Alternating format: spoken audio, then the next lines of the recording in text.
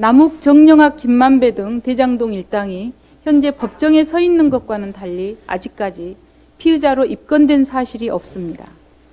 조우영 씨는 전 부산은행 저축회장 박연호 씨의 사촌 처남되는 사람으로서 2009년 부산저축은행으로부터 1,115억 원의 대출금을 끌어와 대장동 토지계약의 종잣돈을 제공해 대장동 사업이 시작될 수 있도록 했습니다. 이처럼 조우영 씨는 대장동 사업의 시작과 끝, 전 과정에서 남욱, 정영학 등과 핵심적인 역할을 하며 대장동 사업의 수익을 배분받은 사람이지만 대장동 일당과는 달리 현재까지 입건조차도 되지 않은 것입니다. 이뿐만이 아닙니다.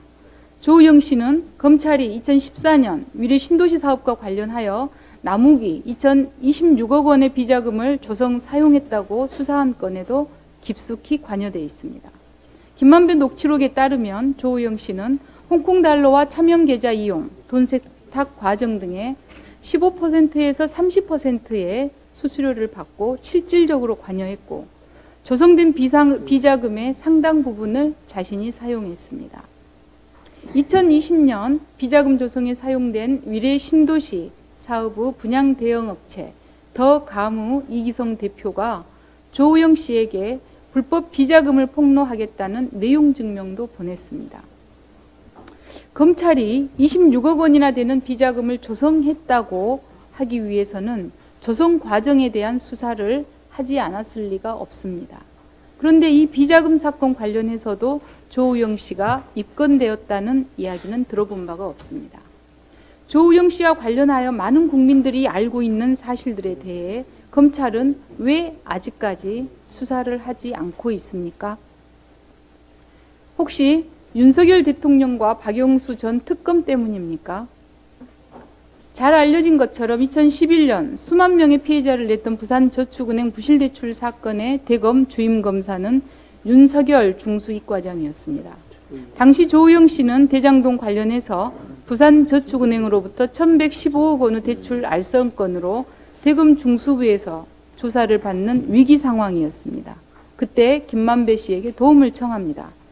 김만배 씨가 전에 윤석열 검사를 데리고 있었던 사람이라며 소개한 변호사가 바로 박영수 전 특검입니다. 박영수 변호사가 윤 검사와 통했던 거야? 라고 묻는 질문에 김만배 씨가 윤석열은 데리고 있었던 애지. 그리고 데리고 있었기 때문에 그러니까 통했지. 그냥 봐줬지. 라고 대답하고 있습니다. 김만배 씨 말에 따르면 윤석열 검사가 봐준 덕분에 부산저축은행 경영진이 줄줄이 구속되고 실형을 살았지만 조우영은 서슬펄했던 대검 중수부에서 입건조차 되지 않고 사건은 유야무야 되었습니다. 이후의 과정은 어떻습니까? 국민 여러분께서 잘 알고 계십니다. 조우영의 변호사 박영수 전 특검은 대장동 사건에 깊숙이 개입되어 50억 클럽에 회자되고 그에 따른 화천대유에 근무하며 거액을 받았습니다. 안 팔리고 있던 윤석열 대통령의 부친의 집은 김만배가 누나를 통해 사주었습니다. 검찰은 국민들이 다 알고 있는 이 대장동 의혹 사건에 대하여 아직까지 수사를 하지 않고 있습니다.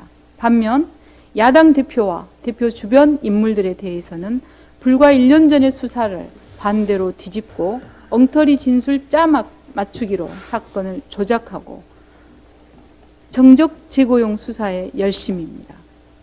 현재 대장동 수사를 지휘하고 있는 수사라인의 고용곤 차장, 강백신, 호승진 부장검사들은 전 박영수 특검의 키즈들입니다. 검찰이 공정하게 대장동 사건의 진실을 밝힐 것이라고 기대하기 어려운 이유입니다. 특별검사를 통해서만 그 진실이 가려질 수 있는 명백한 이유입니다. 마지막으로 검찰에 경고합니다. 국민적 의혹이 더 커지기 전에 국민적 불신이 걷잡을 수 없을 정도로 더 커지기 전에 대장동 사건의 시작과 끝인 조우영, 박영수 전 특검에 대한 수사를 시작하시기 바랍니다.